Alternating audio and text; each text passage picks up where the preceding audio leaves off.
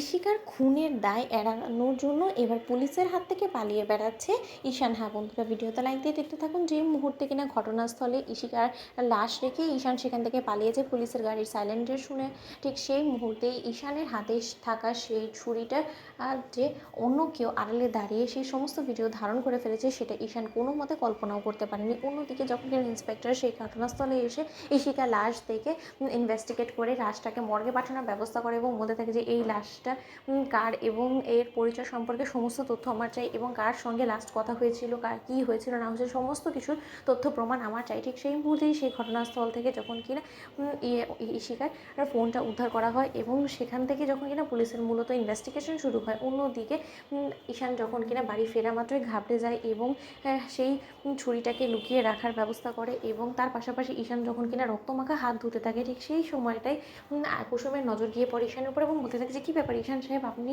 সেই সকাল থেকে আমি দেখছি এতটা ঘাবড়ে আছেন, এতটা আতঙ্কিত হয়ে রয়েছেন কেন? আপনার চোখ মুখ দেখে তো কোনো মতে সুবিধার বলে মনে হচ্ছে না। আপনার কি শরীর খারাপ করছে নাকি বলুন তো? আপনি তো ঘামছেন কেন? ঠিক সেই মুহূর্তে ঈশান যখন কিনা এক পর্যায়ে বিরক্ত বলতে থাকে যে ও প্লিজ জাদুঘর, সবসময় তোমার এই প্রশ্নগুলো না আমার শুনতে জাস্ট ভালো লাগে না, আমি জাস্ট টলারেট করতে পারছি না, আমাকে একটু একা ছেড়ে দাও না প্লিজ, আমাকে আমার হাতে ছেড়ে দাও।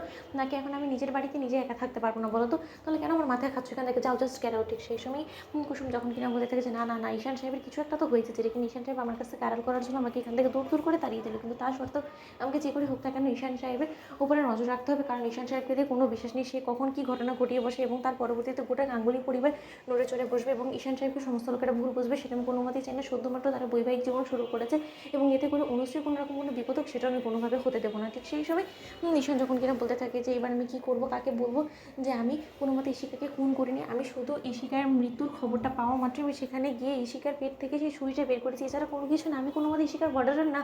কিন্তু এখন যদি আমি পুলিশের কাছে গিয়ে কথাগুলো বলি তাহলে পুলিশ উল্টো আমাকে অবিশ্বাস করবে, কিন্তু কোনো মতে কেউ আমাকে সেখানে যদি দেখে ফেলে তখন কী হবে? পুলিশ তো নিশ্চয়ই সেখানে ঘটনাস্থলে পৌঁছে ইনভেস্টিগেট করা শুরু করে দিয়েছে। হায় ভগবান, এই ছুরিটা আমি কী করে সেখানে রেখে এলাম না, আমি কেন সঙ্গে করে নিয়ে এলাম? এবার যদি এটা কেন নজরে পড়ে যায়। অন্যদিকে ঈশান যখন কিনা বলতে থাকে যে আমি তো ওদিকে ইশিকার ফোনটাও ফেলে রেখে এসেছি এবং ইশিকা তো লাস্ট কল আমাকেই করেছিল, আমার সঙ্গে ওর সমস্ত কথা বলেছিল। এবার যদি ইশিকা আর সেই কল রেকর্ডিং ট্র্যাক করে যদি পুলিশ কোনো মতে গাঙ্গুলি বাড়ি পর্যন্ত চলে আসে, তখন আমি মাকে কী জবাব দেবো? মা তো উল্টো আমাকেই ভুল বুঝবে। আমি তো কোনো মতে মাকে বোঝাতে পারবো না যে আমি রীতিমতো একটা চক্রান্তের শিকার। এবার আমি কী করবো? জাদুকরকে বলবো না না না, জাদুকরকে এখন যদি কোনো কিছু বলি তাহলে জাদুকর এটা নিয়ে মাথা ঘামানো শুরু করে দেবে এবং যদি একবার জাদুকর এটা নিয়ে ভাইদাকে কিছু বলে ফেলে তাহলে ভাইদা উল্টো আমাকে ভুল বুঝবে না। এই সমস্ত কিছু করা যাবে না, কিন্তু করবো তো করবোটা কি আমি? অন্যদিকে যখন কিনা হঠাৎ করে ঘাবড়ানো অবস্থায় ঈশানের ফোনে ব্ল্যাকমেলার যখন কিনা কয়েকটা ভিডিও পাঠায় ঈশানের কাছে এবং ছবির মাধ্যমে যখন কিনা ঈশানকে ভয়ভীতি দেখানোর চেষ্টা করে, ঠিক সেই সময় ঈশান অবাক হয়ে যেত। বন্ধুরা লাইক এন্ড শেয়ার করে সাবস্ক্রাইব করো।